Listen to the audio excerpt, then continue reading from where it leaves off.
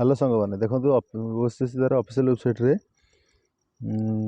ଯେଉଁ PET qualify କରିଥିବା ସବୁ କ୍ୟାଣ୍ଡିଡେଟ୍ ମାନଙ୍କ ପାଇଁ ଡିଷ୍ଟ୍ରିକ୍ଟ ଚଏସ୍ର ଲିଙ୍କ୍ ଆସିଯାଇଛି, ଯେ ନୋଟିସ୍ ଆସିଛି। ଏ ଡିଷ୍ଟ୍ରିକ୍ଟ ଚଏସ୍ ଲିଙ୍କ୍ କାଲିଠାରୁ ଆଭେଲେବଲ୍ ରହିବ। ଡେଟ୍ ଦେଇଦେଇଛି 14 ତାରିଖ ଷ୍ଟାର୍ଟ ହେଇଯିବ।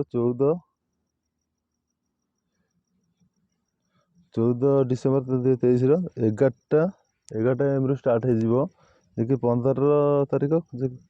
ତାରିଖ ସନ୍ଧ୍ୟା 6ଟା ପର୍ଯ୍ୟନ୍ତ ମାନେ ଟାଇମ୍ ଆପଣଙ୍କର ଆଭେଲେବଲ୍ ରହିବ। ଲିଙ୍କ୍ ଓପନ୍ ହୋଇଯିବ, ଯେ କି ଆପଣ ଡିଷ୍ଟ୍ରିକ୍ଟ ଚଏସ୍ ଦେଇପାରିବେ।